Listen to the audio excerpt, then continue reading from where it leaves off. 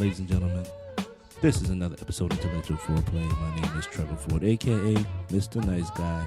It is a beautiful day in the neighborhood. Spring finally decided to show up and show out today in Connecticut, but it's all good. I'm here with the lovely Nicole. And we had a very, very busy week. Very trying. I need my water because I'm a little hoarse a little bit. But we're going to clear the throat. Clear the throat. I'm going to kick the beat. We need to just have you beatbox on the opening song. That's all we gotta do. You ain't see me on the mic check when I had my daughter over there? No, I didn't. I was on my way over here. I was en route. Therefore, right. I could not. Well, ladies and gentlemen, for the first time viewers, this is Intellectual Foreplay. This is our safe place for us to commune, come together, Amen. and talk about controversial topics that we discuss every day throughout our lives. And that is Catrice. Hi, Terry. How are you? I've never seen you before. Yes, we. How are you, Terry? Terry's live from the barbershop. Is that Welcome. my boy, Terry? Hey, Terry. Following episode of Intellectual Foreplay is sponsored by Ignite Enterprise. We are more than just a marketing consulting company. We will hook you up, take care of all your social media marketing needs. So for all you small businesses, stay tuned as Intellectual Foreplay looks to shout you out. So we're going to get started in 3, 2, 1. Entrepreneurial massive. I'll drop the mic this time.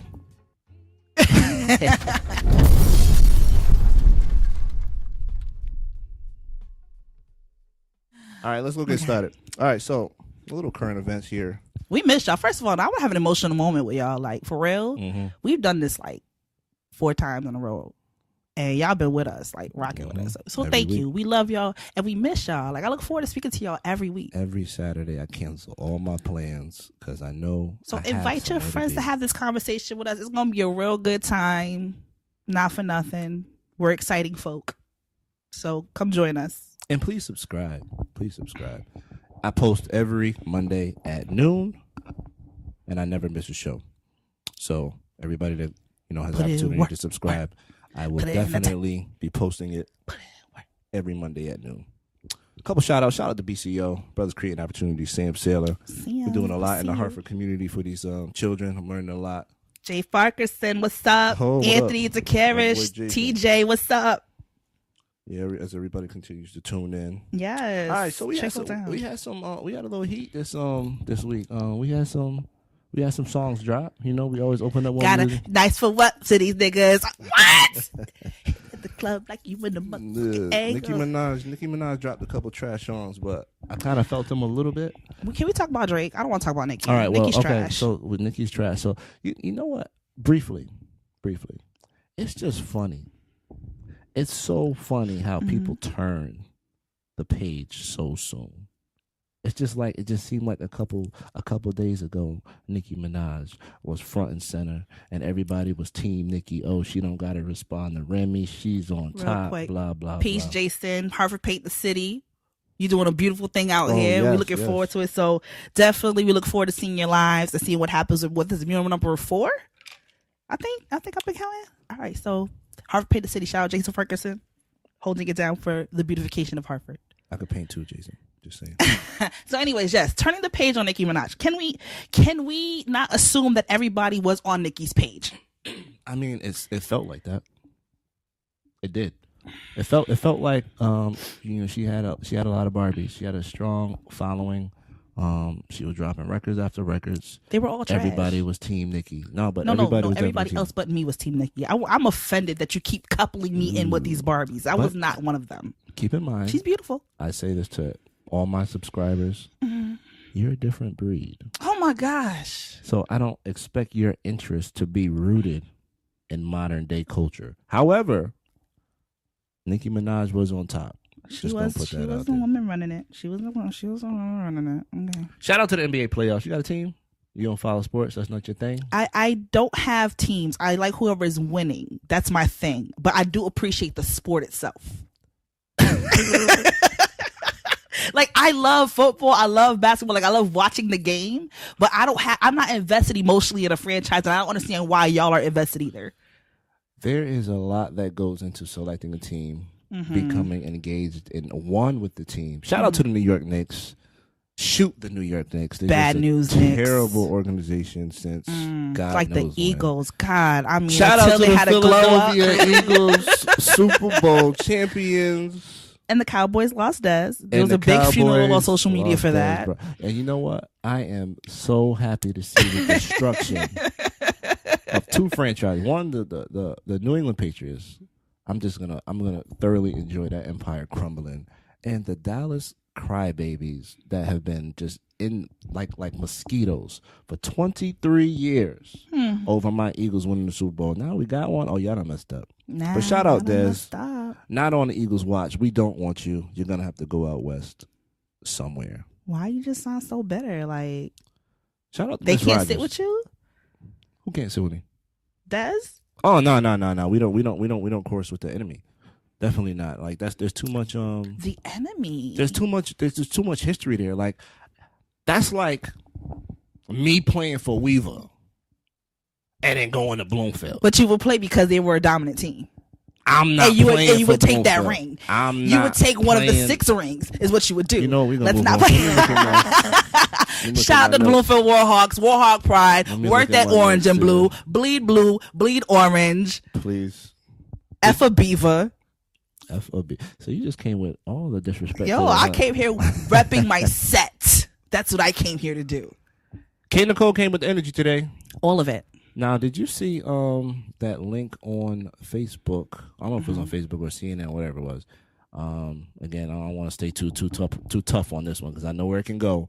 But the chick, homegirl, lied about her testimony dealing with Bill My Cosby. guy, I saw that. That was crazy. I read the article just to get more in depth about it. So she fabricated the story. But you can't expect less from her, though. She's always been trash. Right. She's always been like a whore and a glutton for sensationalism and, you know, anything that gives her attention or a sense of relevance. She crawls into that and she sucks it dry until she can't profit off of it anymore. So I really could give a shit less. Like, I'm not moved and I'm not impressed. But also I'm not going to say also that because she lied that everyone else wasn't either. There's still like 145 people that we got to account for. Right. And I do believe when there's smoke, there's fire. There's been a whole lot of smoke. TJ said you was a Raider first, Trev. Call him out. Okay, well, call him out. Bloomfield Raiders. Call him out. Here's the deal. Yes, I did reside in Bloomfield, Connecticut during that time. Good roots. Good roots. However, that's why we get along. The Bloomfield Raiders were built by Team Hartford. All right? I need you to know that. I need you to understand that and respect that. And then Jason Farquharson says, bleed green, goodbye. And Solo says, Kevin Durant went to Golden State. Y'all Eagles can make it work with Dez. Shout out to Solo. He's a faithful That's my listener. grandbrother. Let me address that real quick. We all know Kevin Durant is a BAN. Do your Googles for what that means. For going to Golden State. I don't even want to open up that can of words because it's just gonna make me start sweating. I'm gonna start saying some things I don't really want to say about the man because I just think that's a corny play. Dad's going to the Eagles again real quick because I'm not trying to stay on the sports topic because I'll keep going. Mm-hmm. It's just kind of like the rivalry is too thick to invite your energy into our Super Bowl locker room. If you can't beat him. No. If you can't beat us, then you need to go beat with somebody else and try to beat the champs. You don't join the champs to beat the champs. Why not? That's humility. That's corny. That's humility. No way I'm playing for Bloomfield. I lose 8 games straight before I play for Bloomfield. Since we want to bring it back to that. Because your priorities are not in order. No, my priorities are in order. Your priorities are not in order. All right, so your loyalty is I'm going off script. I'm going to go off script. We go rogue, everybody. What would you tell your son, right? Mm-hmm. He just got into a fight. Mm-hmm. He got beat up by the Cobra Kai. The Cobra Kai. Right? He got beat up by the Cobra Kai. And my son is apparently Daniel's son. Okay. All right. Mm-hmm. And he just, he couldn't take it no more. Mm-hmm. Do you tell him to join the Cobra Kai? Or do you tell him to join Mr. Miyagi and them, learn his own thing, and beat the Cobra Kai? Which one do you do? But see, the value systems are different. They were a menacing group. I don't want my kid fighting on behalf of... We're a menacing group. Just a bunch of menaces. Says the man from Weaver. That's at a school notorious for menaces. That's discrimination. No. It was just a result of socioeconomic status. Answer the question. Would you tell your son? I would tell my son to toughen up and go with someone who's going to give him the keys to be successful in all things without being corrupt. Shout out to the Cobra Kai. Your son would be one of the guys with the yellow gi, kicking people illegally in the tournament because he couldn't beat the champ. My son is a champ. Okay, so that means my son's a champ no matter where he go. Oh, see, now you feel what I mean? She went to turn on. She abandoned shit. So if he's gonna be a champ, it don't matter if he's with the Cobra Kai or Mr. Miyagi, he's still winning, and that's why Des can win no matter where he goes. He can. He just can't do it with us. No, who gonna sign his contract? It ain't gonna be us. He gonna have to play for somebody else. But you know, Des Bryant, his course. Shout out to all the Cowboy fans that lost a lot of sleep the past couple of days. Yeah, it's so hard to say goodbye. Not really. to yesterday. You get no sympathy from me. You come see me, and I'll take. You about to make me hit the baseline. I was about to hit the baseline with you. Oh man! And before we get to your random thought, I was at a house party. Shout out to Sam. Celebrating 33 years of life. Ain't my type, baby. Yeah, so I was in there. Everybody knows I like to exercise my constitutional rights to bear arms. Mm-hmm. So the gun control conversation came up, and again, I'm not talking about gun control or anything like that. But why not? I just had this conversation today. But go ahead. No. What is your opinion? And one guy we was debating literally for the entire party. We got we was taking shots. He was anti-gun? His theory was, if everybody if nobody had guns, it's a clean slate. That's what he said. And then he said there's no real significant reason for anybody to have a gun. There's no real use for a gun other than to end somebody's life, and nobody should be able to have the ability to end somebody's life that quickly. What do you think about that? Can I put my black girl nerd hat on? You can do what you gotta do. Because this is gonna be a conversation. I just want to see if we were on the same page. This is gonna be a conversation. Okay, so I literally just had this conversation with a friend today, and it is possible to be pro-gun and pro-gun law reform. Mm-hmm. It is possible to be both. Right. And what sparked this conversation today was this individual said they're trying to attack the Constitution. So I asked him, I said, what about the Constitution are they trying to attack? He said they're trying to attack my Second Amendment right. Right. And so I had to break down why the right to bear arms was so important. Right. The right to bear arms was so that we had every right to form a militia if the government gets it twisted. Right. Right.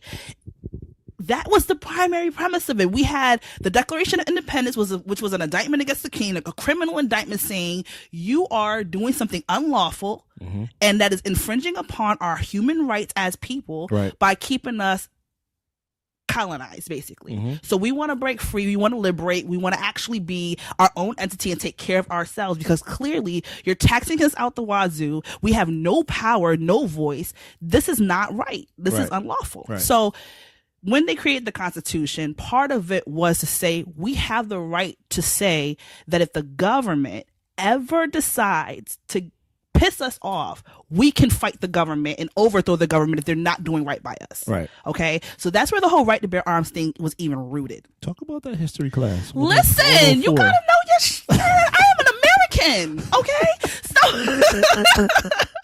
So it is okay to have your arms and bear your arms. Oh, wow. And the concept and the concept of restricting or creating red tape to gain access to certain types of firearms is not abnormal. No one in our neighborhood can own a tank. Right. You know what I'm saying? Right. We cannot own a bazooka. It's not going to happen. So what's the difference between our inability to own heavy artillery, right, and saying, listen, you need to get a mental health assessment and a background check to function and operate this machine that wields great power and can cause great damage. It's the same thing like owning a car. Right. It's the same thing like having a 16-wheeler license or a CDL license. It's the same thing as anything. You have to show that you are fit to handle the tool. This, whatever it is that can go very wrong if it's mishandled. Right? So you can be pro-gun. I'm all about people having their guns. I'm all about people having the right to bear arms, but I'm also about common sense law reform that requires you to get a background check. I have to get a criminal background check to get a job. Right. I can't work unless I'm cleared of criminal offenses. You know what I mean? So what I can't drive a car if I don't have glasses on. What specific change would you make immediately? I would absolutely make it a requirement to get mental health assessments. I would definitely make it probably have like an enhanced type of class or some type of instruction on how to have on before owning automatics or semi-automatic rifles or tactical rifles. I think it's way too easy to obtain, and I didn't mean to cut you off. I think it's way too easy to obtain a firearm. Well, I live in Connecticut. All I had to do was take a 1-day course, pay some money to the city of East Hartford. That's it. Right. Wait for my papers to come in. And so that kind of stuff, it can't be that simple for people who are not sound enough to handle those things. Right. So again, the right to bear arms. Let's go back to that, right? Our system, our American military is put in place to preserve the government as it is. There's really nothing we can really do. It's literally borderline impossible to overthrow the military because they have technology and they have firearms that we can't overpower. We don't have the ability to own it yet unless we acquire it on the black market, right? So unlike today, our military was shipped in from England to come regulate. So the king sent a bunch of motherfuckers on boats to enforce law that was really only pertinent in England. But he's like a slumlord. He's like an absentee landlord. Like, you know what I'm saying? Like, it's really easy to overthrow a government that doesn't reside on the land that you're in. Right. You know what I'm saying? So it was a little easier to overthrow the government when the monarchy was in England and we're sitting here in America minding our damn business. Forming our militia. Exactly. Right. And forming our militia. So now we have a military that's going to be way stronger than anything, any masses, any firearms. Everybody in a house can have 1,000 firearms. It still will not beat out the military or what the National Guard can even offer. Right. So it's going to be impossible to really attack the Second Amendment right as long as the military is there to enforce law, as long as the police are there to enforce law, as long as Congress is there to make sure that, you know, laws stay in place to protect us. It's literally impossible to get rid of your right in your Constitution. And as long as they're manufacturing those kind of weapons as well, there'll just be a black market. Right. But the thing is, it doesn't mean that we cannot fine tune laws in the Constitution. Like, not for nothing, the way that people feel about their guns is the way white folks used to feel about slaves, okay? They made an investment in their cattle, and they wanted to make sure they kept that return on their investment for as long as they could. And they were like, but you're trying to take away my cattle. Like, I paid for this. They do things for me that render me like money. They're my bread and butter. You can't take away my livestock, right? And we were like, yes, we can. Because this is messed up. And it happened. And we ratified an amendment that made it illegal for slavery to happen. Right. And guess what? The economy still thrived. It became wealthier with industrialization. We evolved. So it's not an attack. It's really just a bunch of folks crying about their lack of privilege, and they don't want to have that regulated. But it's important to have it regulated. They feel so hurt and abandoned. Like, having a simple conversation about you being 18 and purchasing a semi-automatic weapon as opposed to waiting till you're 21, or doing things like simply revisiting a few rules and regulations to make school safer. You know what I mean? Like that's to me, that's common sense. So Jason Ferguson says HIPAA law issue. What about HIPAA? That's the Health Information Protection and Privacy Act. What about HIPAA? Do you want to address in regards to this conversation? In regards to HIPAA, that's releasing medical information. So if I do go see a therapist or somebody to do an eval on me, and then the local police department or the state is requesting this information to see. I mean, obviously, there's ways around you authorizing that information to be released. If I want something, I have to give consent to go through the approval process. If I don't want to do that, then I don't have the right to have the gun. Right. You know what I mean? Right. That's a conscious decision that you're choosing to make. But and there's also other things too. For instance, like, in the situation, was it Adam Lanza with Newtown? Mm-hmm. He had mental health issues. He accessed his mother's firearms, right? Mm-hmm. And did what he did. Now, if there was a law in place that made it so if someone who isn't the registered owner of your firearms can easily acquire access to your firearms, then you're complicit in the crime in some capacity. Right. You be a little bit more mindful about how you store your stuff or who you allow access to your stuff. 100%. You'll be a little more sensitive about it, right? Mm-hmm. So it's not that you can't have the firearms. You're just going to have to be more mindful about how you store them or who you allow access to them. And if you have someone in your home who doesn't have the mental capacity to be around firearms without being reckless, then you are responsible for their access or lack thereof to it. And there's nothing wrong with putting a law in place saying there's a penalty for being reckless or being negligent. Or having your child go into your supply, right, and go into these schools and doing the things that they're doing. Like parents can do, the owner, like you said, the owners of the guns definitely have to be held responsible. And the dude I was arguing with, he didn't quite get a grasp or understand why pretty much my whole, my boys and we carry. Mm-hmm. And I told him, I said, I didn't get it until I realized I had a family I had to protect at all costs. Mm-hmm. And I had to have a real conversation with myself as a man. If somebody came to my doorstep mm-hmm. at midnight, mm-hmm. am I in position to protect myself and my family to the max until death? And So, I couldn't answer that question. Alvin's posing a couple points. He says guns are already regulated. Why not raise the age of voting, the legal age of an adult to 21? Alvin Morenosa says, how do you prove that the firearm is not stolen from that responsible gun owner? But that's the burden of proof that you have to prove. Like, that's the burden of responsibility you have to bear being an owner.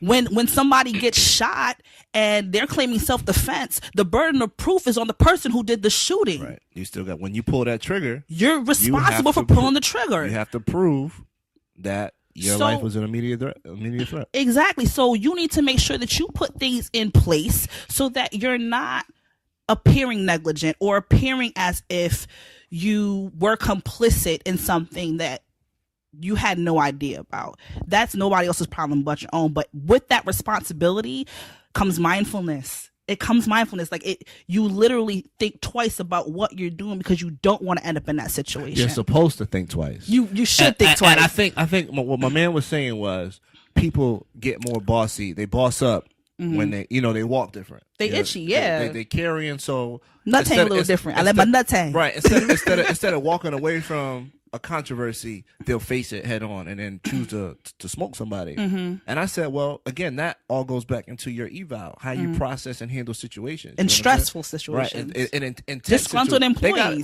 They gotta definitely have ways where they can put people in intense situations to kind of see how they would. A chick shot up YouTube over views. Right.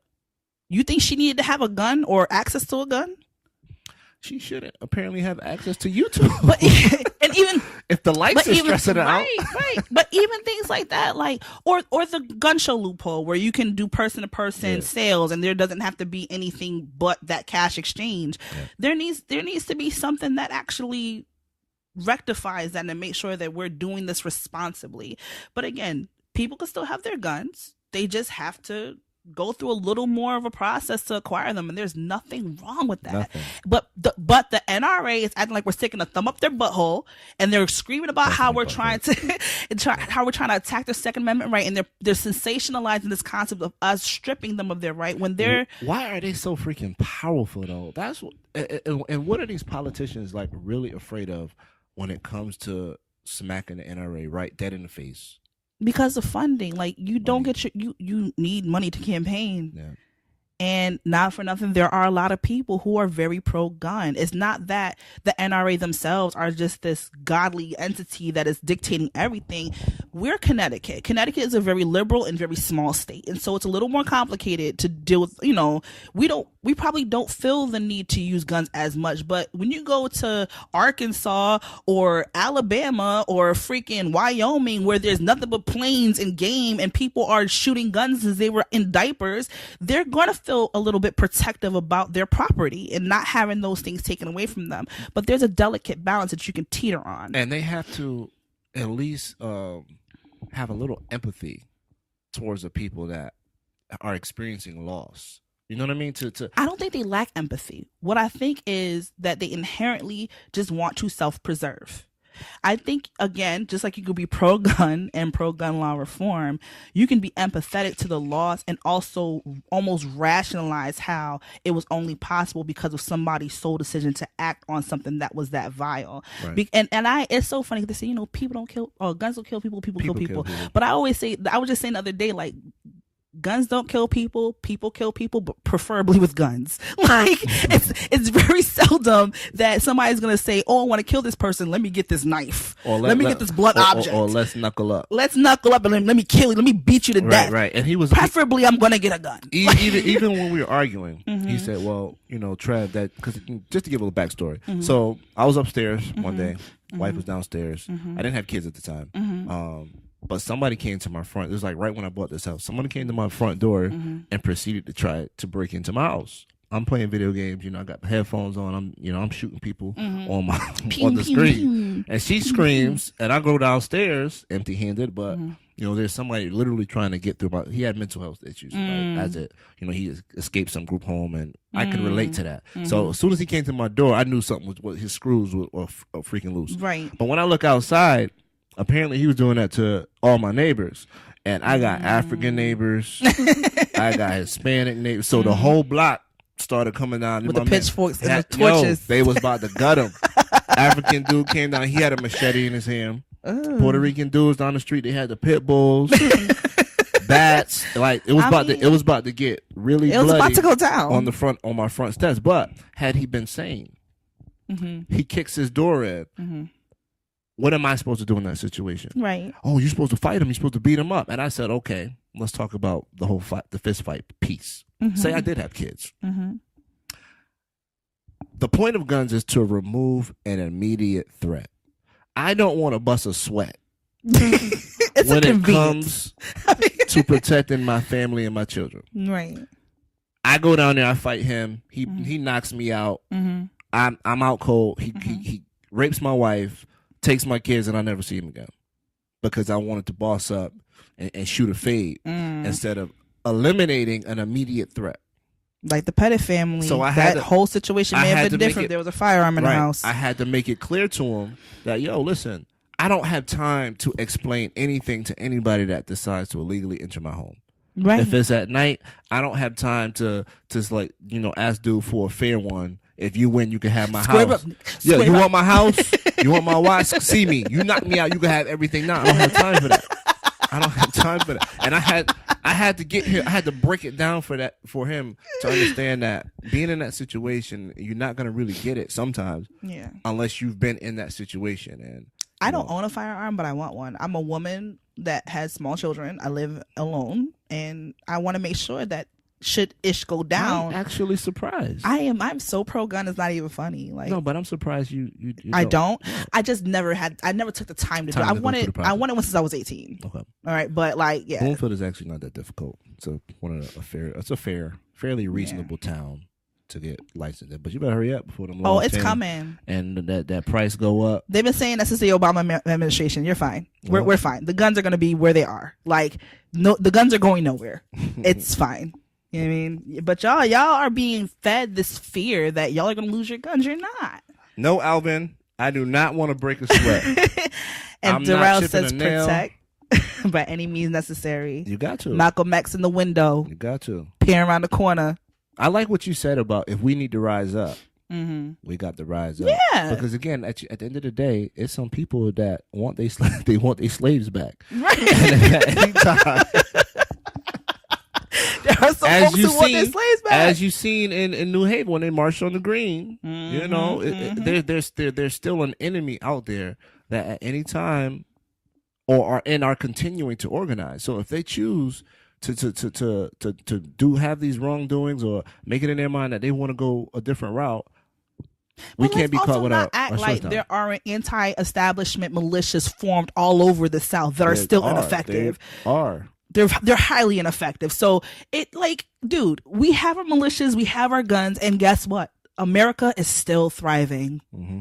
America is still the beautiful and all of it's ugly. And you gotta just calm the freak down. Everybody needs to think critically, question everything. Not everything that you're being fed is fact.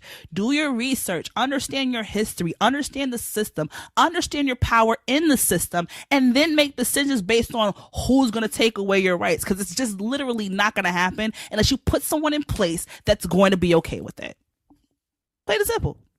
It really is that simple. It really is. Thank you for that. I'm just saying. You dropped that history knowledge. I am an American, and American civics was like my joint, yo. Like, I loved it. Yo, I could give you so much. Give it to me. Give it to me. No. Feed me. No, we don't need an American history lesson because these mother effers never loved us anyway. Still, so. Nah, but yeah, it was a long conversation. My man went home. He was a little tipsy. He recognized. He had a point to prove. There was no point. You can't really. Well, my drunk friend that had this conversation with Trevor, not for nothing, if everybody didn't have a gun, there would still be guns in the black market. Look at prohibition. Look at the drug game. We've been trying to ban things and tell people they can't have certain things to protect us from ourselves, and somehow they are still around, and we're paying lots of money for it. And before there were guns, there were bow and arrows. Before there were bow and arrows, there were swords. So either way, you got to learn some kind of crap. You're going to die. Yep, you're going to die somehow. We going to have a peace on in some way, shape, or form. Pick up a rock outside if you feeling froggy. March to the Capitol. Yeah. And get your Pakistan on with the rocks. Son. You know what I mean? Sometimes it get real out here. Molotov cocktails. All of that. Did you have a random thought today? I've always have a random thought, but I always convey these things online, but I am realizing that the art. Okay, Nicole, with the random thought. The art. Here we go. Of male effort is dying when it comes to pursuing women. And I'm not blaming men for it, and I'm not blaming women for it. But what I am saying is that the art of male pursuit of women is dying. And it sucks. And I think it's worse as we get older. I'm going to tell you a few things about why that is happening. One, you need to blame Mark Zuckerberg for that. Okay? 1 second, bro. I am late to the program, but I'm not sure if you said this already, but I agree with your co-host. We need to be mindful of history and think about unintended consequences of supporting movements that may not be in our own best interests. Bullet. Let's go. Anyway. Shout out to Albert for the comments. So, yeah. So, go ahead. Blame Mark. Blame Facebook. Ever since Facebook came out, the game has been changed dramatically. People have to understand this. Especially, I'm not even going to just say men. I'll just speak for me. Black male, a worker, some semi-social status, college educated. You know, I think I'm cute or whatever. I think I'm cute or whatever. Part. Yeah. What happens is social media has made it so made us have access to everything. So we literally can reach out and touch every girl in the world like Lil Wayne wants to do. Now, it's literally a law of numbers. Right. You can slide in a few DMs, hit a couple home runs, strike out a few times, but all we need is to hit one home run. And it's just going to keep... But what's the home run? Is the home run getting the girl or having sex with the girl? What's the home run? Okay, so can we take... For 1 second. Sex is always the goal. But the sex is inevitable if there's interest. That's not the home run. What's the home run? Depends on your intent. Having her willfully go home without crying about relationship and stuff after you have sex with her? Is that the home run? I'm not saying that. I need to know. You need to define the home run. When it comes to pursuing a woman, not a lot of energy has to go into it because so many people make it so easy to obtain. Okay, but that listen. Think about loose it. booty been around since and we've been pioneering the West. We started monetizing booty. All the like not for nothing. Sex and available sex has been around since humanity. Where one loose woman is, you'll find a den of men. Right, whatever. Blame MySpace and Black Panther for starting the DM movement. Yep. First of all, it's That's not fact. Before the DM movement. There was the bar, and you would shoot your shot at every woman in the bar, offer her a drink. Now, let's start with that. The bar, okay? The bar. My God, there's a $10 investment when it goes. You got to go to the barber. You get lined up. There's another $50 investment. Shout out to everybody that shopped at Marshalls and TJ Maxx. TJ Maxx. You get your little quick polo. You get your khakis. You put your shoes on. All right, so $50. Just got paid. Right? Then you take your $20, put that in the gas. Then we gotta find. Well, back then, so there, the gas was $10 for the tank. All right, so there we go.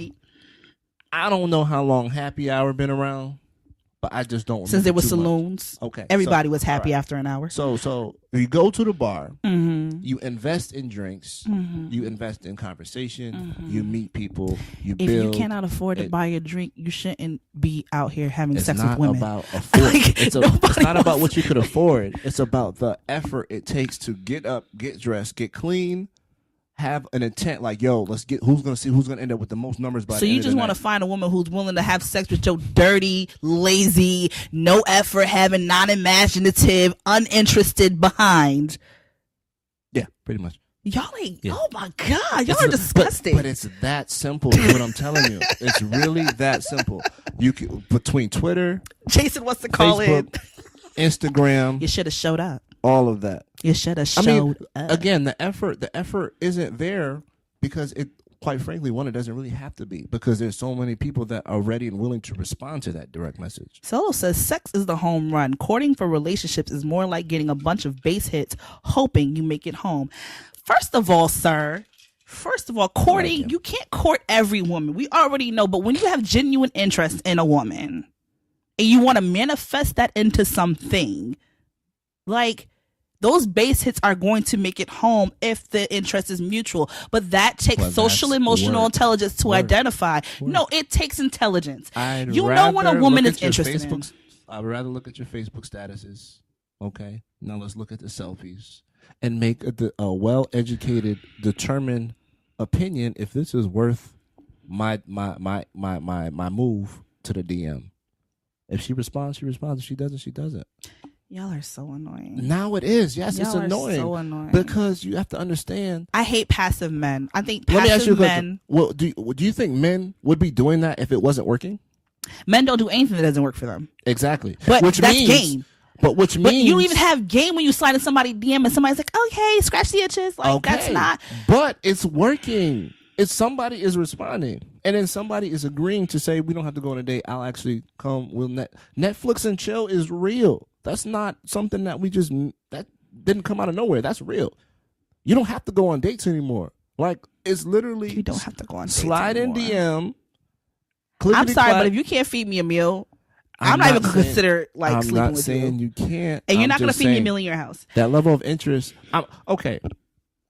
Let's make it personal. Me personally, I wouldn't do that. Because I don't pursue nobody. That's just never been my style. So,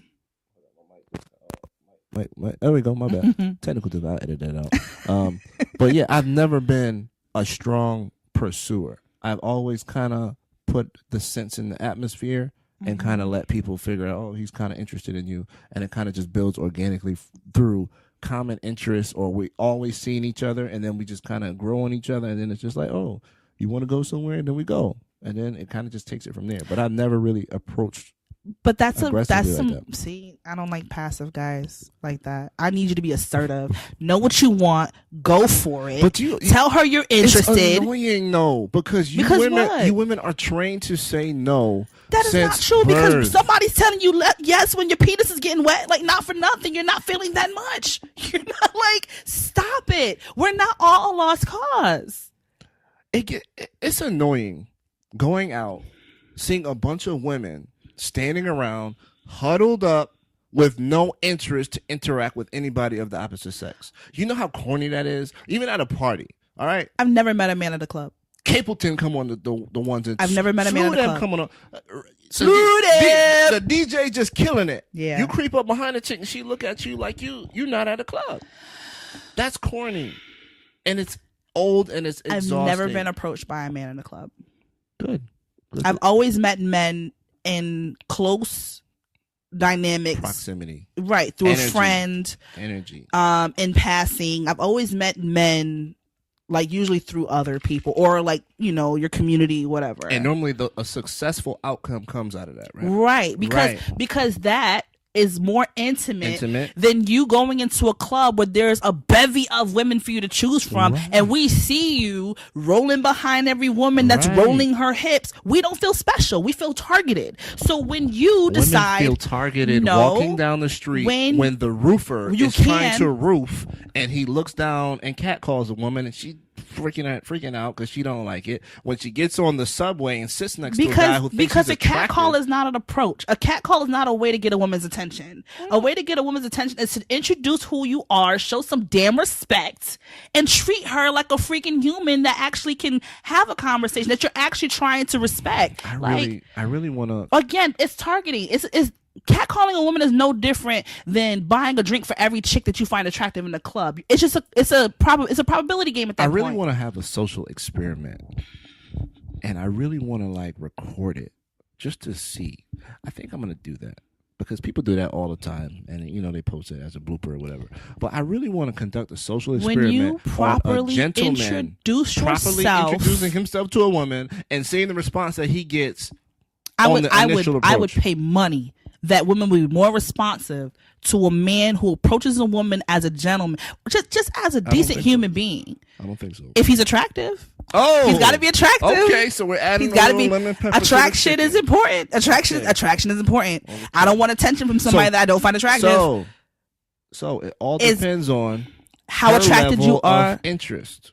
Attraction. But sometimes if the approach is she well, has to be willing to be receptive. If the approach to what she's interested in, right? And if she's not, that's the game. That's the game. And why you hear no? If I'm a man, why would I put myself in a situation? Because where men are built to hunt and gather. Right. And y'all go out to the prairie and y'all gather your game. And what you have to do, you got to cast that net out. And sometimes you'll get fish and sometimes you won't. You can't get mad if we adapt to the current conditions of our climate. Y'all got lazy. So did y'all. No, we didn't. Yes, when it's very... I'm lying? Okay. Beard group. Facebook. I never saw it. I was never part of it. Yeah, I bet you didn't. I wasn't. Gray sweatpants group. Facebook. I was never part of those groups. I don't do those groups. Yeah. But listen, let me tell you something. We objectify men, yes, and men objectify women. So I will give you that. Let me tell you something.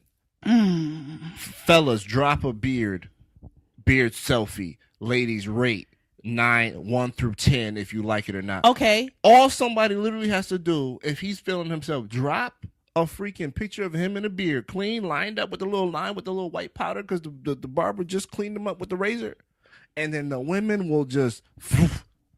Okay, so let's not act as so then comes the slide in. Oh, thanks for the love, queen. Blah blah blah, and then there it is, done. Let's not act as if social media hasn't created a culture of incessant need for validation. We are always in a position where we're comparing ourselves privately to others, and so we almost feel like it's nothing to pretty much rate you for sport, and that's an ego stroke. It's easy to get your validation in your ego strokes from Facebook. Get comfortable and you slide in the DM. But nothing valuable comes from those exchanges because people leave those momentary interactions and still turn off their phone and are still lonely, are still insecure, are still unhappy. Men and women. Both men and women are doing that. So it's like, let's not act as if these are fulfilling engagements, which is why it's important for people who are trying to exhibit interest in another person to make that a fulfilling moment, even if it is not necessarily going to be the most successful outcome. I think it's different for men and women. And it's, oddly enough, it's slightly changing to where it's like women are let me not say women. Some women are perfectly okay with that invitation of it just being sex only. And that's fine. Perfectly fine. That's fine. And as long as that number continues to grow, but does that mean it's going to be more and more difficult to find compatibility when sex really is one of the number one goals for men when it comes to the initial approach. But y'all still want companionship. Y'all want meaningful and fulfilling companionship. Just because y'all out here have a recreational ass does not mean that you are not still seeking stability in a meaningful relationship. Y'all are still looking for partnership. So stop acting you better like talk that Mufasa talk. You better talk it.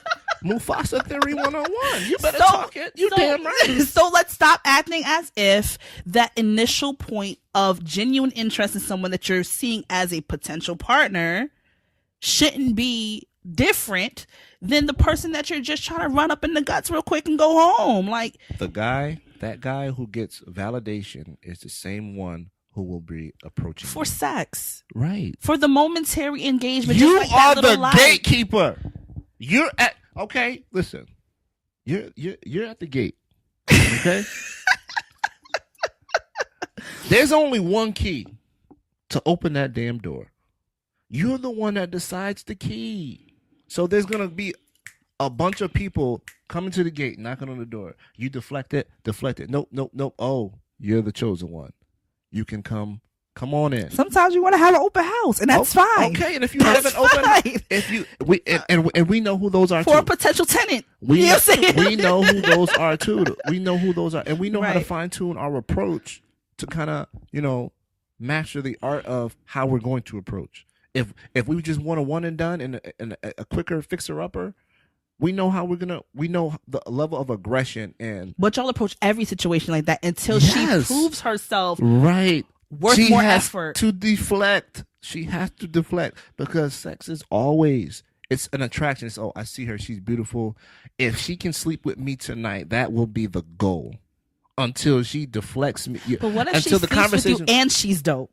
What if y'all have that good sexual compatibility, everything in the bedroom is popping, and then that pillow talk is like, wow, there's more to her than just good booty. Something wrong with her. Something wrong with her. Something ain't right. What's wrong with her? Something ain't right. Why? Ain't right. Why? Because she mutually benefited from a physical exchange and decided to like. I got questions. What questions do you have? Please enlighten us, Mr. Nice Girl. Why are you single? That's number one. That's the first question I want to know. Maybe she's waiting for a proper partner. Okay. To come across. Okay, so who taught you that move you did with the tongue ring piece? I mean, she ain't nobody virgins. Inside. We ain't virgins. Okay. Now what? I am. You're a virgin every time. Oh, why do y'all want that? Oh, y'all get on my nerves. Anyways, y'all I don't want that. Shout out to not shout out, but dude that paid y'all want perception. You heard about that dude that paid $1.8 million? This girl online sold her virginity for $1.8 million. She's an enterprising young woman, and I envy her. That is, if you can go back and do it, would you probably for a little more than $1.8 million? But I would do it. I would definitely do it. Listen, the way these bills are set up in 2018, the rate is ready to get paid. Listen, I don't mind taking a little vacation time, take a little sabbatical. Shout out to Groupon.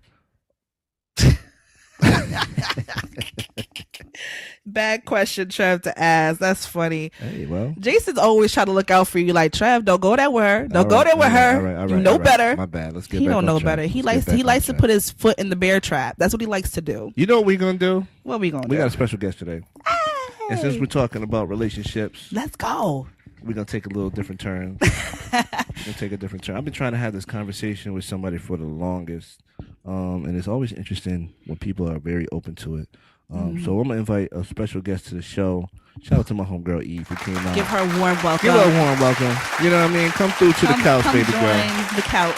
Welcome. I love having guests out here, intellectuals. You can slide back. Right, get comfortable. You know what I mean?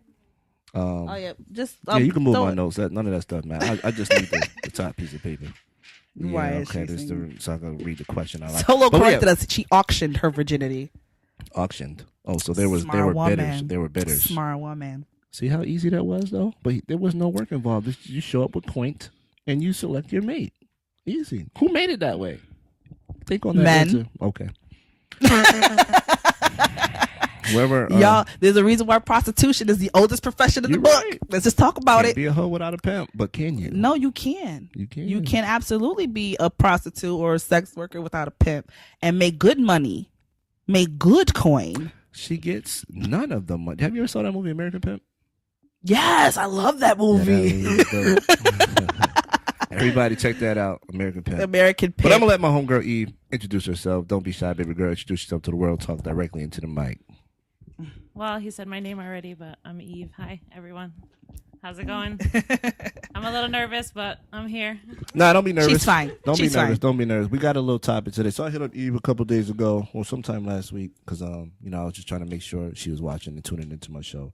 She said, "Oh yeah, I'd love to come through because I definitely want to talk about some things." So I'm gonna let her and Kay Nicole talk about this little topic. I wrote it down. So this comes straight from a combination of questions that me and Eve are going back and forth on. Again, I believe race relations and these kind of conversations are very, very important. So hopefully a lot of jewels and a lot of good information comes out of this. People, everybody that's listening, please ask some good questions. Keep the conversation rolling and always be respectful. But here we go.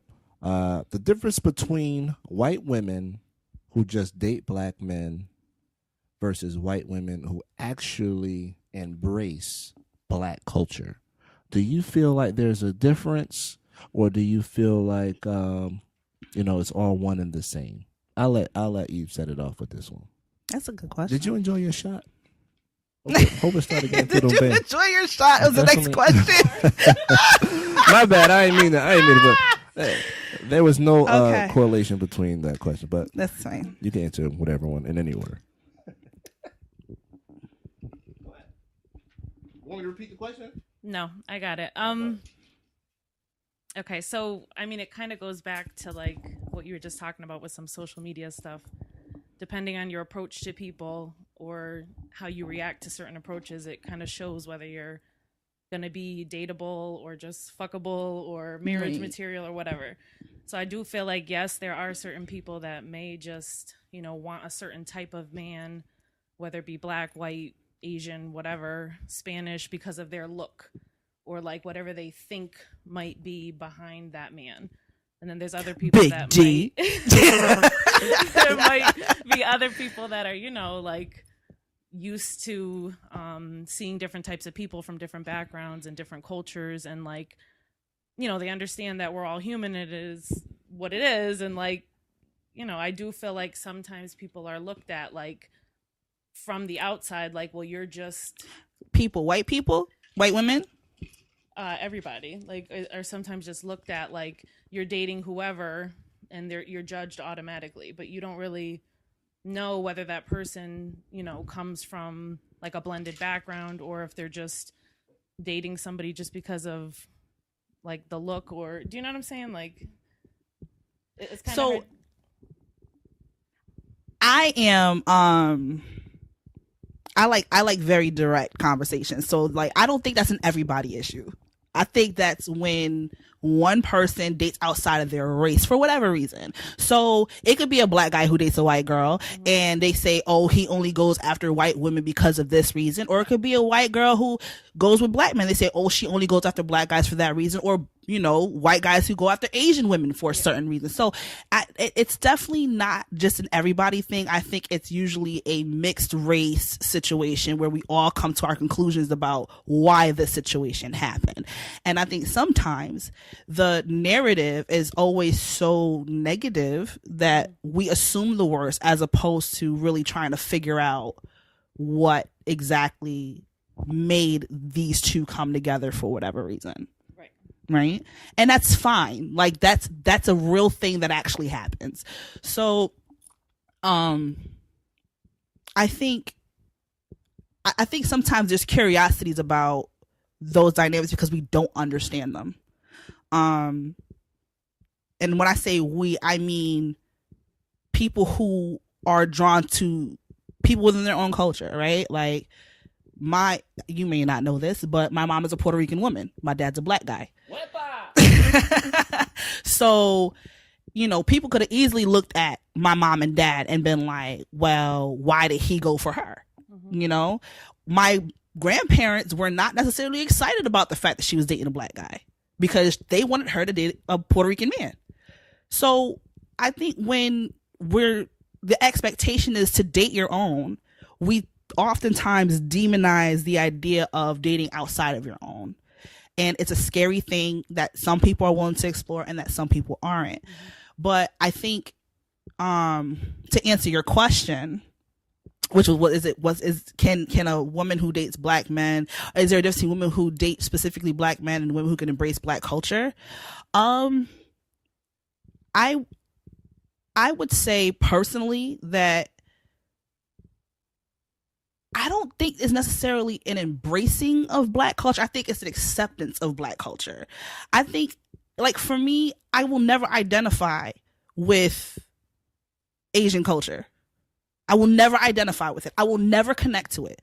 But I would be curious about it. I'd be willing to learn about it. I would, be mindful and respectful of it when I'm in that space. But there's going to be an inherent disconnect that, and that would be personally my experience. I don't know, but I've also never been in a dynamic where I've been romantically involved with somebody outside of my race. So as someone who has experience dating outside your race, is that incorrect? Is that something that is that an honest thing where there's just an honest dissociation because it's not really what you're of, but there's still a appreciation for the things they enjoy and a respect for their own thing? Yeah, like I think I've seen two different things. Like I've seen people who've said, I only want to date this race, or I only want to date this type of man or woman or whatever. Mm-hmm. And whether they're a woman saying that about a man or a man saying that about a woman, you kind of see some differences between the people that just only date this type of guy or this type of girl versus the ones that have friends of the different, race or what. Like, so if I'm dating a black guy, and like I don't have any black friends, and I've never been to a black church, and I've never been around a black family, and I've never, been involved in any of that stuff, but I'm just the type of person like, oh, I only like black guys because of this. Like I've seen that. Right. Like I literally have seen that where people are just so superficial that it's just like they target black men. And I think that's where some of the stereotypes come from, where some people are looking like, oh, here we go, he's got a white girl or this and that, and then some of that back and forth happens, and some of that, I guess judgment comes from, you know what I mean? Because you've seen different types of people, I guess. So we got a comment from Erica Jackson. Shout out to Erica for tuning in again. So she says, same difference. Most people don't like seeing white women with black men, and most people don't like seeing white people embrace black culture. For example, the Rachel Dolezal situation. Dolezal. What's her name? Dolezal. She got to change her name if she want to associate black culture. That lady who tried to like pass off like she right. Yeah, but I mean that's way more extreme than that you fraud at that point. And I don't think it's the most.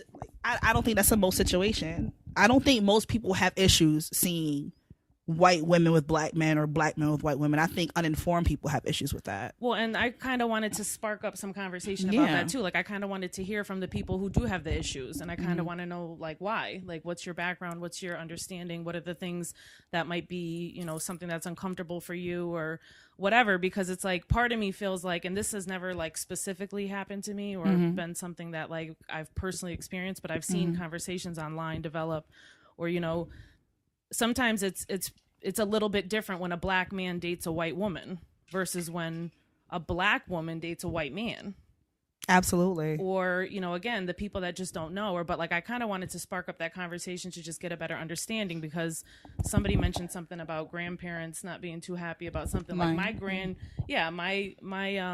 grandmother from my father's side would probably not be happy if I was dating a black man.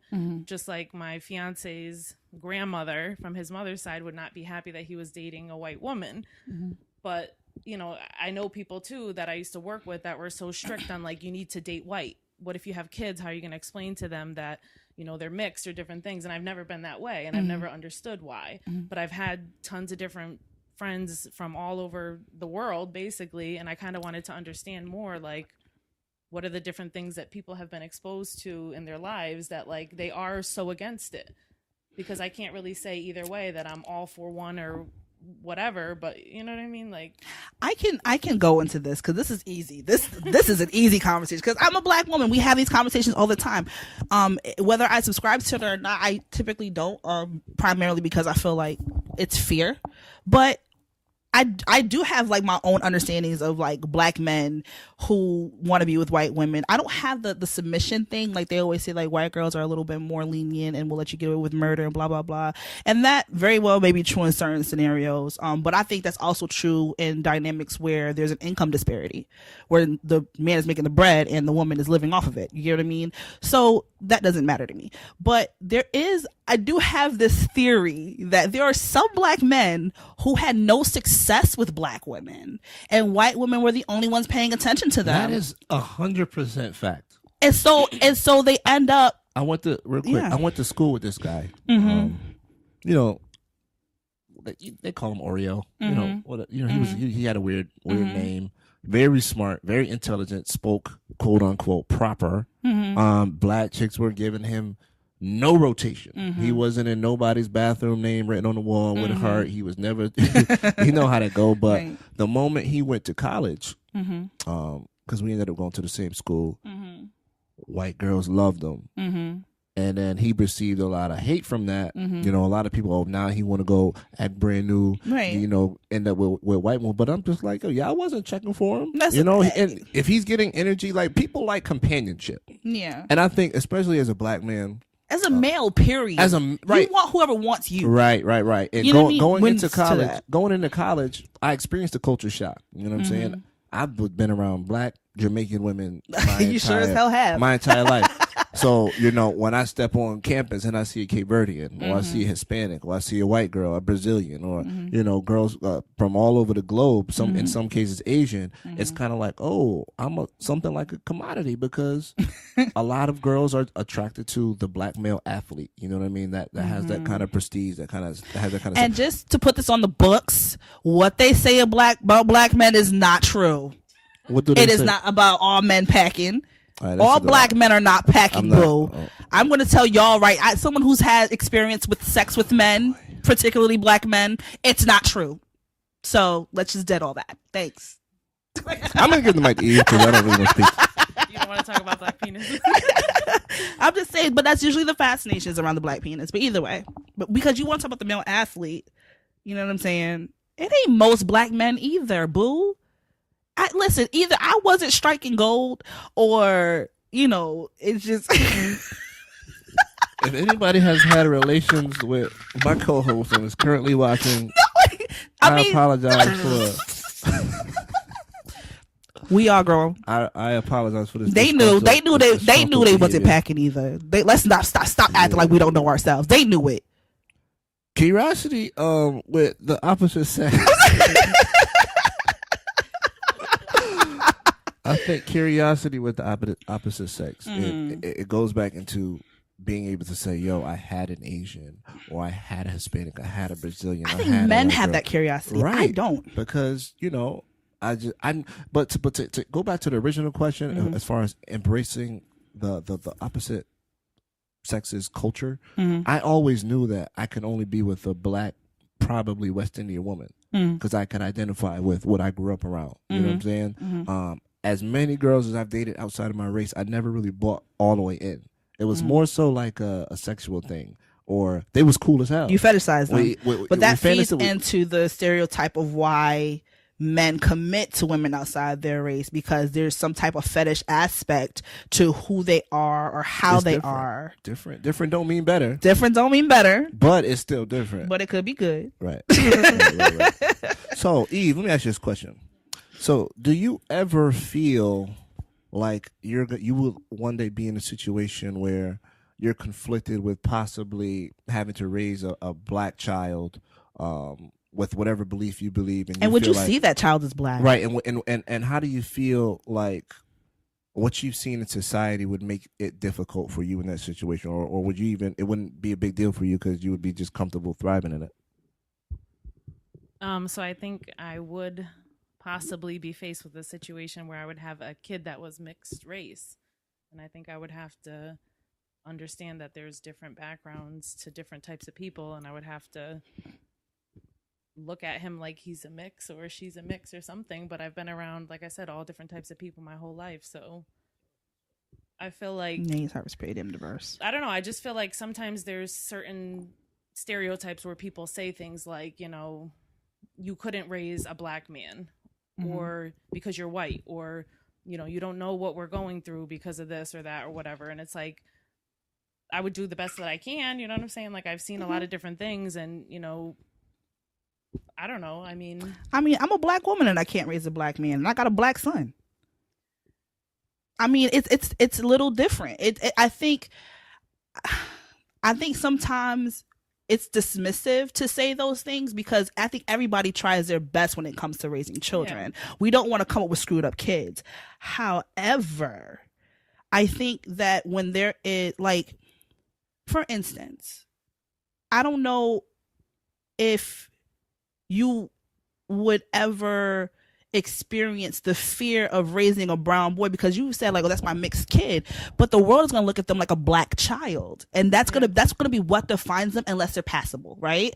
And that's a whole different story, because I think that being mixed with any ethnicity, there's always a sensitive balance of how you identify, because even me being half black and half Puerto Rican, it was like, no, bitch, you black. You know what I'm saying? Like, and the Puerto Ricans were like, you don't speak Spanish, you black. You know what I'm saying? But then I'll speak to black women, they be like, well, but you look a certain way, and so you're not black enough.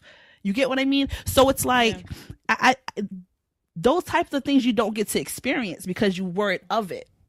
Right, but so, like, my fiance is very dark, and he had at one point had said to me something like, the darker you are, the more intimidating you are to other people. Absolutely. And sometimes I wondered, like, well, maybe, like, the whiter I am, the more I'm like not accepted by black people too, because maybe they're looking at me like, you're so white that you know nothing about black people.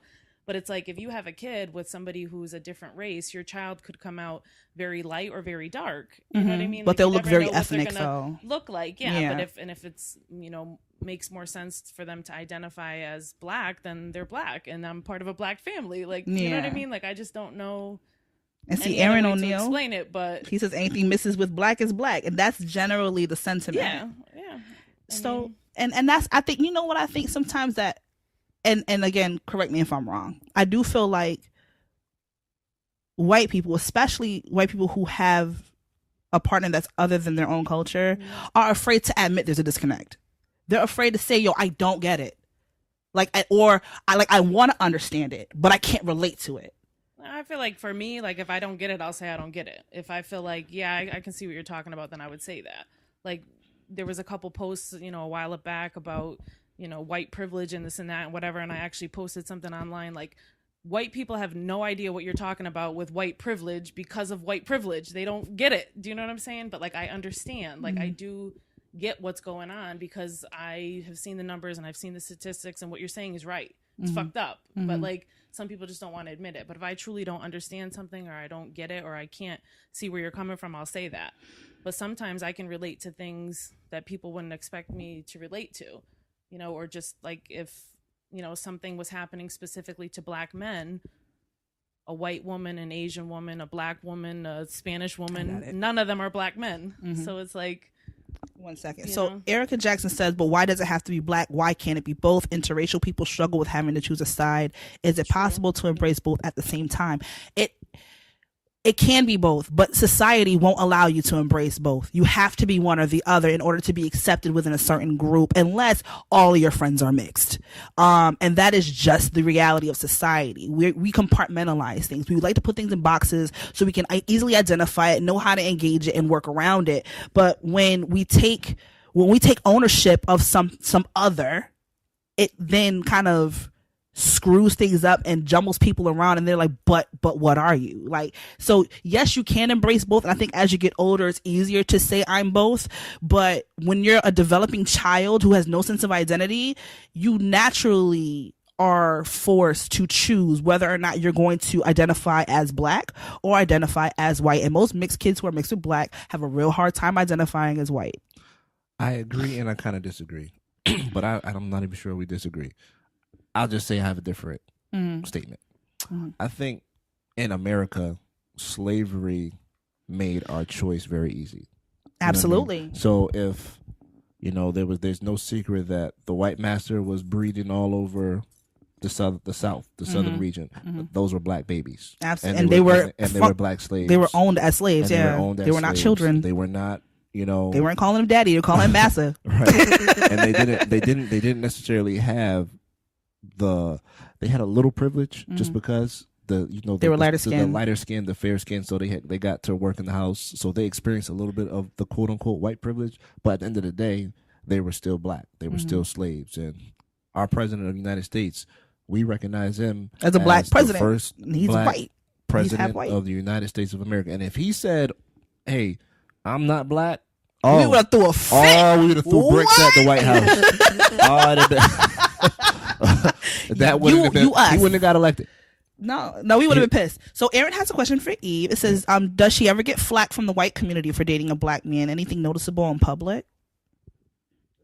That's a good question. I like that. I don't really know about in public, but I mean, like at my last job, I used to work with these two ladies who were like a little bit more old school. One of them was from the South, and they were very much adamant that like you shouldn't be dating a black man at all. Like they felt like it was just wrong, and I just didn't really understand. I mean, in public, you can guess and assume that people are looking at you differently, but I don't really ever walk around thinking that. Well, what they say? You ain't like challenge them a little bit? Like, oh yeah. Like, why are you up in my twat? What do you mean? Well, I don't know. What about if you have kids and this and that? And I mean, going back to I think it was Erica. It's like you are black, but you also are white too, just like Obama. Like he is both. It's like you don't really have to pick a side, but you kind of do. But I mean, there is a bunch society of makes mixed you choose. races, like even black and Asian and whatever. It's like I don't know, but I mean, I think so. Sometimes like you go to places and you see there's majority of the white people there that are there, and then he might think like, oh, I'm the only black person, but I've gone to many places too where there's all black people there and I'm the only white person, and I never really thought like, oh, they're looking at me a certain way because I'm with him in either place. I don't know if he feels like some type of way, but I don't feel like I get looked at differently because I feel like it's pretty common now, but I do feel like there's certain people that are hardcore against it. I think it's because you don't have to wear your you don't have to wear your race. You're just a woman. Like, you're just a woman. Like, societally, you're not, no one's saying you're the suspicious looking white woman. Yeah. Or you're the angry white woman. When you're angry, you're angry. When you're suspicious, you're suspicious. When you're sketchy, you're sketchy. When you're pleasant, you're pleasant. When you speak well, you're speaking. You're saying, like, so you don't have to be as cognizant and aware of your appearance socially. Yeah. And I think that's where your optimism comes from. It's, oh, well, they're mixed kids, so they're all gonna be mixed. I don't see why they can't be both. It's because you were not, I don't mean to speak for you, but I feel like you haven't been put in a position where you had to outrightly acknowledge that you were a white woman. Right. You know what I mean? Or justify how being a white woman doesn't make you an other societally. So because of that lack of experience and that disconnect, it does spark doubt when being able to relate to somebody outside of your culture. It doesn't even matter if they're black, Asian, whatever. To be able to identify with somebody outside of their culture, one of the biggest parts of being ethnic or being of color is being very aware of our skin and being very aware of our culture, because it's disruptive to white society. And when I say disruptive, I don't mean it in a destructive way. I mean, it's noticeable. Mm-hmm. It stands out. If nobody's talking about it outrightly, somebody's talking about it behind closed doors. Yeah. You seen the black guy that she was with? Like, you see, like, yeah. And I mean, like, I don't think I ever really feel that, but I also don't care to feel it either. Do you know what I'm saying? Like, I don't look for that, like, because you have the space not to. Yeah, I guess. But I mean, I don't know. They were asking, like, do I feel some type of way when I'm in public with other like white people or whatever? I mean, not really, because it's like I really don't care. You know what I mean? Like, I really don't.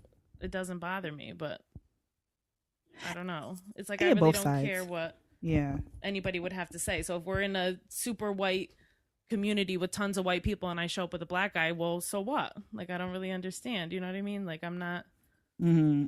But again, what he feels is might be different, of course, because he's the one with the difference or whatever you want to say. But he's I've, like I said, I've been before in entirely black churches or places and I was the only white person and I also didn't feel any different. But and you know, one of my best friends growing up, her great grandmother, she was very much against white people though, because if you think about the times and how she grew up, and she was not for our friendship at all. She would always say things about, you know, that white girl, that white girl, that white girl. And I felt a little like, oh, well, geez. But I just felt like, well, I'm just going to prove to her that whatever she thinks or whatever she's, you know, experienced in the past is not going to in any way reflect me or what I'm, you know what I mean? Like I was trying to just be like. So that's a mild experience of what it means to wear your race, where you were in a space where you were nothing more than what you look like and what they understood of people who look like you.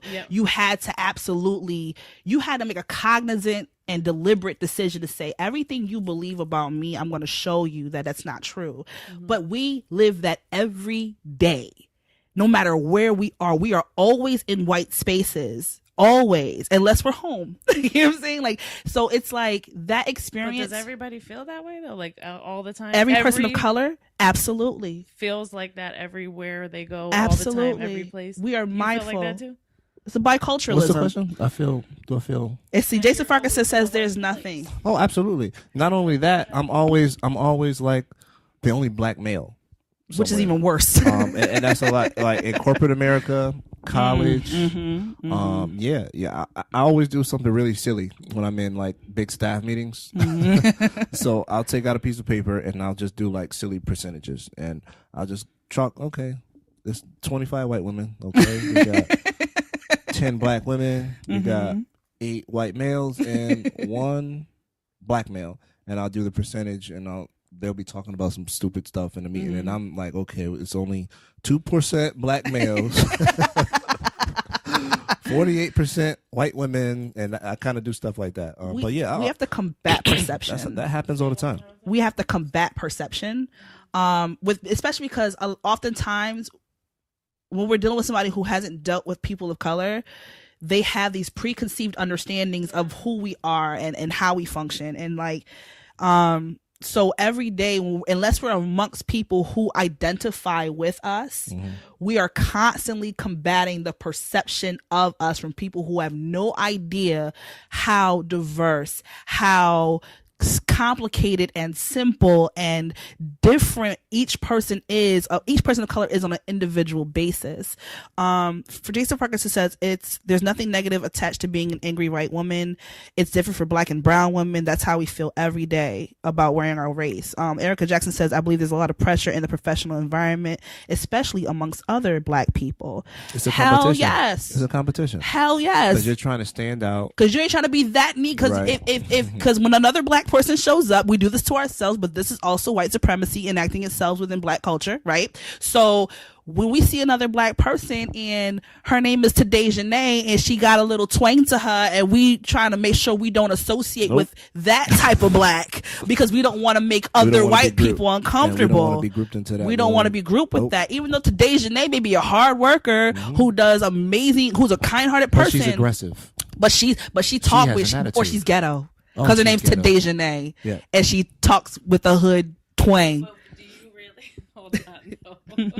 Are you saying that name and acting that way because you're saying we, or that you also look at that look at person them differently too? Right, we look at that person differently too because we understand like because I look at everybody that way, like black, white, whatever. Like I'm either like, oh yeah, wow, she's very professional. Oh, she's good, or oh, she's got a like everybody. I don't. Do you know what I mean? Like, but it's a heightened sensitivity because. Again, we're combating perception, and so we want to be the good Negro, the approachable Negro, because there's a lot of people who like I was in a space once when I worked with very conservative white folk, Italian white folk at that, and I got all the questions, and Obama was just in office. Listen, so I became the spokesperson for every black person in America. Because they had no one else they could talk to challenge their understanding of black people and black culture. Yep. Meaning what though? Like they weren't exposed enough, or they didn't have that platform to be able to open up and ask questions, or like they were afraid. They were afraid to have those conversations with the wrong black person. But and just like what Ty said, I want to have these conversations with people so I can like, you know what I mean? Like I think it's good that person actually wanted to know more and had that conversation, as long as it was like, respectful, of course, with, curiosity and not judgment. But the questions revealed his perception of Black people. Oh yeah, see, yeah. So the questions were great, and they were opportunities for us to have healthy dialogue that could challenge his understanding, but at the same time, I'm experiencing a duplicit thing. So he's curious because he almost wants me to validate his understanding, but I'm also kind of pissed because I'm like, damn, all Black folk don't, want to kill each other over sneakers. You know what I'm saying? Or like, but it's important to have that conversation because my experience, especially in corporate America, is people really don't know. They don't. The ignorance is real. Don't. They like. Shout out to my coworker. She's one of my friends on Facebook. I do want to. I'm about to add her. But yeah, we talk about stuff all the time because she doesn't necessarily get certain things when it comes to race relations. It's always like, why does it always have to be about race? Blah blah blah. And it's kind of like, well, we didn't necessarily ask for that it to be about that. Right. I mean, we really just want to go to work. You know what I mean? But it's important that we have these conversations because we have to be able to break down the barriers. We have to be able to have people come to a certain level of understanding in order for the country to thrive forward. Everybody wants to push forward past race relations, but it's always going to be an issue if we don't come to a place where we can have these type of conversations. But I think sometimes, like I said, those conversations, those questions are not coming from a place of curiosity. They're coming from a need to be validated in their understanding. And that's where it gets tricky. As a form of bias and prejudice. Okay. So ignorance. It's ignorance. But it's like, you got to think, right? When you see, for instance, Black folks in the news, what are we looking like? Mug shots. You know what I'm saying? Like, it's very seldom you see a little brown person doing great things and getting lauded for it. Right. When we see Black people together, they're lighting candles on the corner by the light pole where somebody got shot and they're crying about the violence in the neighborhood. Or it's the pastor who's saying that our kids need to stop killing each other. But our Blackness is always tied to sorrow and damage and destruction on media. We don't get a lot of feel good stories. Do you ever feel like you have to explain the Black Lives Matter? I had a Black Lives Matter conversation Monday. It's always weird because it's weird and disappointing because people really are either that dumb or they're really so I wouldn't say desensitized dumb. Or they're ignorant to their experience. They just want to be included in something that is not meant for them. That is what it is. They want to be included in something that is not meant for them. I don't understand. Why can't you acknowledge me? It's because you're always acknowledged. And that incessant acknowledgement. Like, for instance, shout out to Arvia Walker, who called out Representative John Funfara, who saw her wear a Stand With Black Women pin, and he comments, I need to wear a Stand With White Men pin. A state representative. You're standing with them. Like, all the you're standing with other white guys making laws, like, and you're on the golf. And he's like, well, you have no idea what it means to be in my shoes. And I think people I think people who are in power and in privilege want ever so badly to be acknowledged as a disenfranchised entity, but you can only be but so disenfranchised in comparison to someone who is an other, whether they be gay or trans or Black or disabled or elderly. It doesn't, like, your position socially will always be a position of benefit, of greater benefit, as long as you don't fall within those other categories. Well, I got a question for you, Patrice. As a Black woman, do you feel like do you feel like Black women aggressively attack Black males for choosing to date outside their Hell life? Yes. Now, Hell yes. to take a branch off that, and unfairly too. But go ahead, continue. Do you feel like it's more aggressive because it's a white woman, or would it be the same energy if it was an Asian, Hispanic, Native American? I think it's an aggression because it's not a Black woman. And I think that Black women societally feel this sense of inadequacy when it comes to our desirability, when it comes to our aesthetic, when it comes to our level of acceptance societally. We are incessantly feeling this level of inadequacy and always having to overcompensate to be worthy or worthwhile. And a lot of the attention we get from people, especially from Black men, is typically toxic. It's typically negative. We're baby mothers destroying Black men and effeminizing Black men. We are aggressive and angry and don't know how to follow or don't know how to partner with men in general. We're hard to deal with. We're always given the stigma of that, a negative stigma about us. And so again, just like being Black and having to combat perception of Blackness to white folks, as Black women, we have to combat the stigma of being these angry, unreasonable, irrational humans to even Black men. So when we see, and I say we speaking as Black women, but I don't really get that. I don't get jarred by interracial relationships and for many reasons. But when they see a Black man partnering with someone who is not a Black woman, I think what it does is it puts salt on the wound, and they're saying ouch, and they're externalizing it in a way that is not helping them heal. Mm-hmm. So, and unfortunately, the white woman will get targeted, or the Black man will get targeted for dating outside their race, because it only confirms the understanding that we just weren't enough. You have a question for you. What challenges do you feel like you immediately face when you choose to date outside of your race? Or do you feel conflicted that maybe you have to conform to fit a certain profile to fully be accepted in that culture?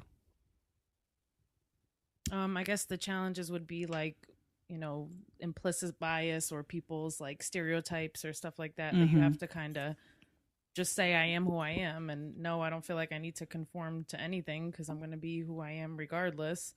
But I think the challenge is just facing the people that are not okay with whatever is going on with interracial relationships. But again, I'm going to do whatever I'm going to do regardless. But maybe, having to have conversations with people that aren't okay with it. Like, I don't know, the biggest challenge I had initially when I started dating, because this was the first Black guy that I ever dated, actually. But when I first started dating him, the biggest pushback came from one of my friends who was Puerto Rican. And she had a family of a lot of different skin tones. Like, so some of them were really light and some of them were really dark. And a lot of her family were really dark. But when I started dating him, they immediately said, like, wait, you're dating a Black guy? Like, oh, but he's so dark and this and that. And it's just like, well, I don't really understand. Like, so the challenges are just from the outside of people just wondering why or questioning or, you know what I mean? But like, I'm not going to conform to anything except just being who I am. And like, I don't know. I mean, do you feel defensive of your relationship ever? Like in spaces where people may not be familiar with you or y'all? I think I would probably want to defend a relationship with anybody at any time if anybody felt a certain way against us. Maybe not necessarily because of the race, but personally, like your experience, because I don't want to make this about anybody's situation because everybody processes things differently. Yeah. You're here, we're having this conversation. I want to know about your experience and like, because I would feel if I was with a white man, I would feel awkward. And not because I'm with him, but because I know that someone is going to wonder what is it about them too. And are you not cognizant? Like, do you not go into social dynamics with that understanding that people are going to be curious, if not prejudiced, towards the fact that you guys are together? I mean, I guess I'm thinking about it more now because we're getting married and we've been around all different types of people. We're blending families, but part of me just feels like, no, I don't. Like, I don't know. I mean, I just show up places, and if it's his family or my family, I just act the same, and like, I really don't care, but I don't know. Have you and his family ever had conversations about race and the racial experience? No, like he only admitted that like his grandmother would not be okay with a white woman, and I said, yeah, my grandmother probably wouldn't be okay with a black guy either. But Yeah. I've been around his family, and he's been around mine, and I know some of my family has had some issues back in the day where possibly you Naturally. could think like maybe they would have a problem with this, but I really don't care. I mean, I don't know how to, you know what I mean? What I want to know is like for people who are feeling these certain types of ways and don't say anything to me or would never bring it up. What are you feeling? Why? But it sounds like your people aren't even bringing it up. Yeah, they're not. So So it's like, are they accepting it or are they tolerating it? Because if y'all can't even have the conversation, if y'all can't even have the dialogue to address, not to say it's an issue. It's not even an elephant in the room, just to address the difference, because you guys are blending families and there may be misunderstandings about each other's cultures that y'all, want to learn about or like, even if it's just you and him and your family, for instance, y'all deal with collectively with your family, then y'all collectively deal with his family. Y'all have very open dialogues. Like, is there a fear of that conversation, or are you afraid of what you're going to hear when you have that conversation? I don't think there's a fear of the conversation. I just feel like it never came up. Like we've gone on family vacations with both sides of the family blended together. We've had conversations where it was just my Somebody family. said he got that white girl. Somebody said that. We talked about, Black Lives Matter and the shootings and whatever. My brother was very big on like statistics and he's advocating for what's right. And I don't know. I mean, like, and what's his perception of what's right? No, I'm talking about like when they were talking about percentages and saying, people were debating like numbers and saying, well, the percentage is this. And he's like, no, actually, it really is happening more to Black people and, things like that. But that's part of it, too, because I feel like there's a lot of conversation online and there's a lot of people going through all these different messages in writing. But I haven't really felt a lot of what people are saying. So part of me wanted to open up the conversation to the people who don't feel comfortable, white or Black or whatever, to say these types of things to me, because I really haven't truly experienced that. Like, what are you doing with a Black guy? Or, what's this white lady doing here? Like, I really have never felt one's that gonna way. do that. That's That's just uncivilized. but there's a way to do it that it's like you can express your concern and the fact that you're uncomfortable with something. But I never really, so I don't know. Like part of me is feeling like for the people that really have a problem with it, talk to me.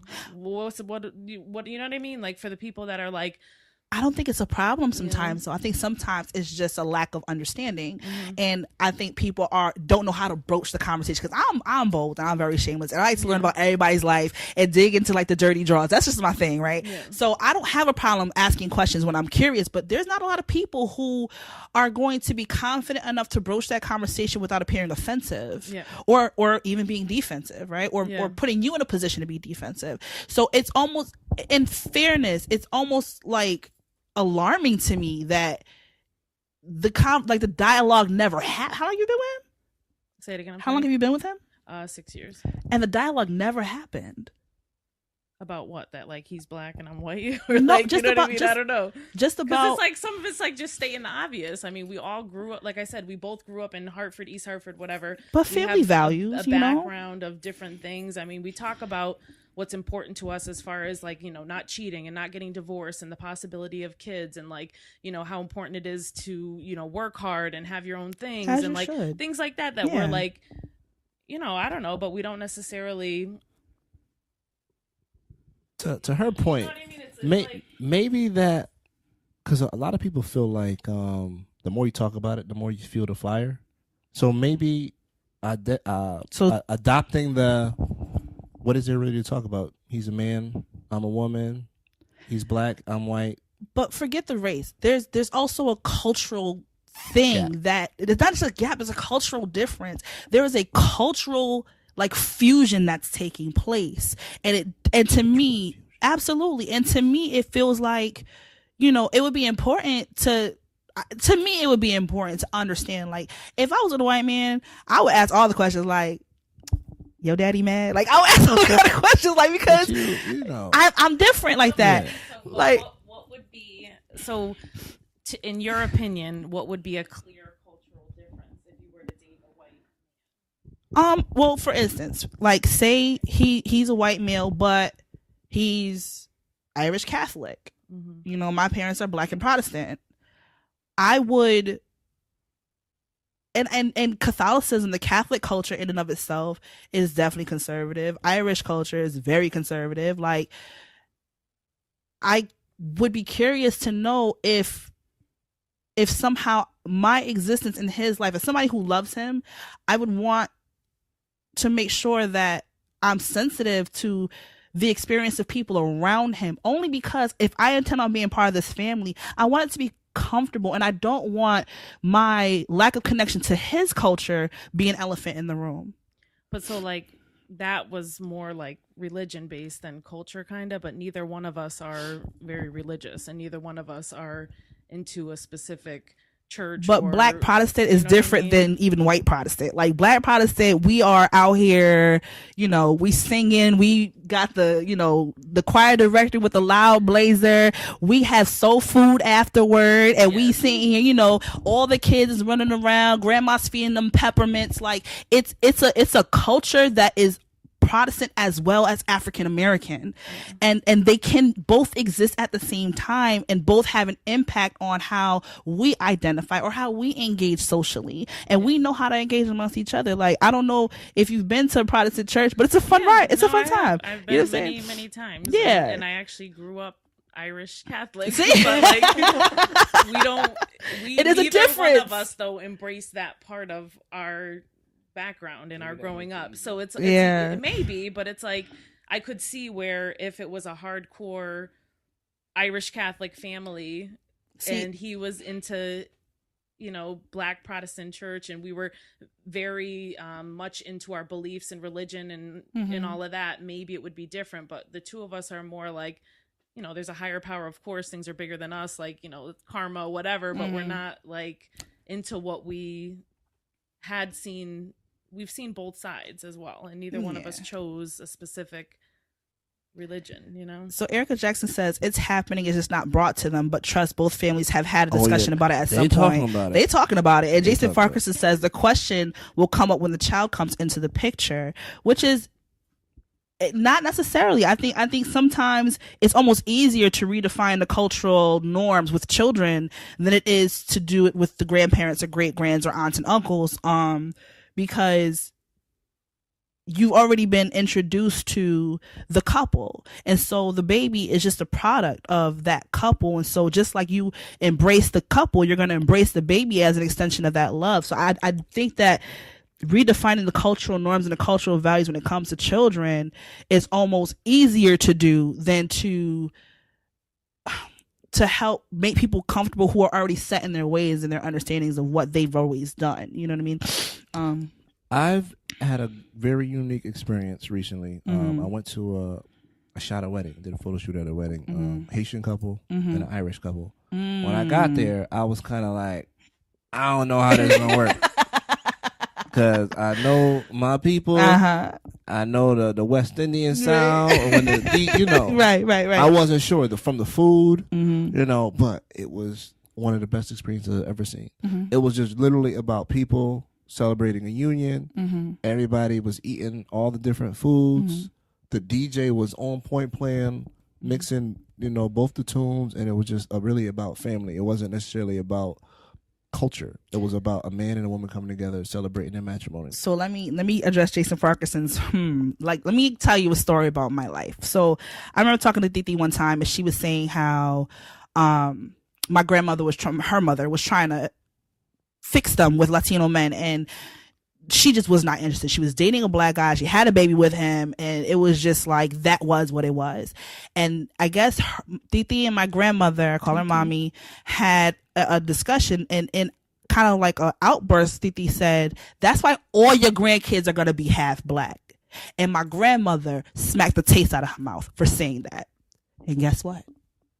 All of her grandkids are half Black. So, and what happened, did I feel that prejudice when I came into the world? No. My grandmother at Christmas time bought us gifts, bendición, loved us, couldn't speak English, but she always showed us so much love and nurturing. And I would have never known that my grandmother felt that way about her children being with non-Latino people unless I was told.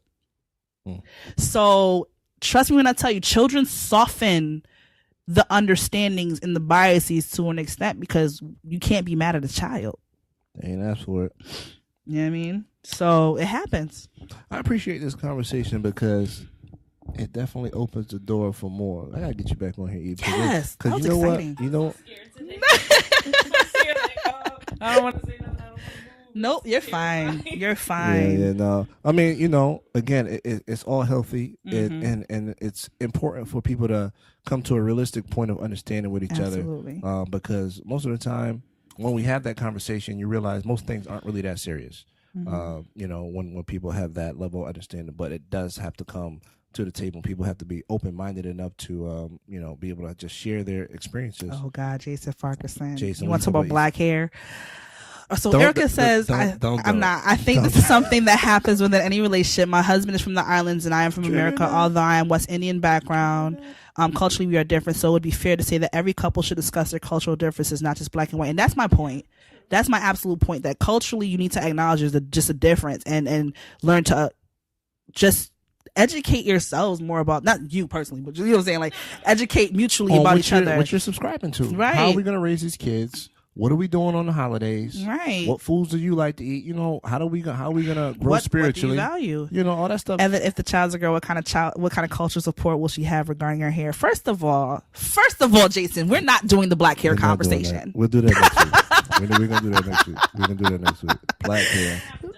Yes. Black and see, hair. and that's bless you, woman. It's not gonna look Right. like some of what the stuff I've seen, but I mean, and that's the benefit of having exposure. That's the benefit of having exposure. But she's Louise. Shout out to Eve for coming through. Thank you, Eve. This is fun. I like this conversation. Yes, I might have to name it when Adam met Eve. I think I might have to name that. Goodbye. Oh, shout out to everybody for subscribing today or tuning in. We had a good conversation. We It was did. excellent. Shout out to K Nicole. You was holding the mic down today. You gave us that history lesson. You know what I mean? We gotta talk you more. gotta know, if you're gonna talk shit about the country, you might as well know about it. That's all I'm saying. All right, so we're gonna do some quick shout outs. Shout out your business, baby girl. You gotta Kids Confectionery. As everybody knows, I am a baker. I am a chocolate maker. And I will be more than happy to provide my products and services: cupcakes, truffles, chocolate-covered fruit, comfort desserts like banana pudding and pound cake, which is the best in the state. Trust and believe that. But yes, hit me anytime. Slide in my DMs. I got you. Eve, give us some closing remarks. The people love to have you. They said, thanks for dropping in. Yeah, Come thanks again. for dropping in. They just wrote thumbs that. up. well, thank you. Yes. My mic went down. There we go. Give it a good mic. Thank Give it a you. good mic. I would love to come back to. I think it's fun. I think it's good for us to talk together. And maybe the two of us, my fiance and I, aren't like hardcore into our own culture, but we have a lot of Indian friends, West Indian friends, Asian friends, and we, learn bits and pieces from different people, and we kind of grow with that. So Sounds like a cookout to me. I want to get invited. That's it. I'll bring the potato salad. and I know. All right. Yeah. I will bring the potato salad. Yeah, they know. So you got that lesson. Everybody, we ain't gonna eat that, but we ain't eat the potato salad. Oh, my God. You started? Your drink is just acid all the way up. You need a new I cord. need a new mic, bro. But anyway, we thank you guys for showing up. This is a dope. I'm glad you introduced Yes. us. I really enjoyed talking with you. I'm so happy. Like, seriously. So nervous. Yeah, you didn't even have to be. I mean, Thank you for tuning in. Thank you for participating and engaging in the conversation. Yes. And we will definitely do this again next week. All right. So, Intellectual Foreplay. This is K Nicole. My mic is just going bananas. Intellectual Foreplay. This is Mr. Nice Guy. We're gonna end the show with me dropping cups on my mic. We about to be awkward about turning off the live feed and the sound. This is the part where we get the outtakes. Yeah, we're gonna edit it all. Watch us be ratchet. We're gonna edit it for a all. little bit, and Look then- out for the Intellectual Foreplay Facebook page and the podcast. It's gonna drop Monday at noon. Thank you all for coming through. Intellectual Foreplay, Mr. Nice Guy, K Nicole, and we are out. Shout out to OKC, the playoffs. Peas and raisins. No raisins in your Yes. potato salad, B. Or eggshells. Or actually, and salt. Please add salt.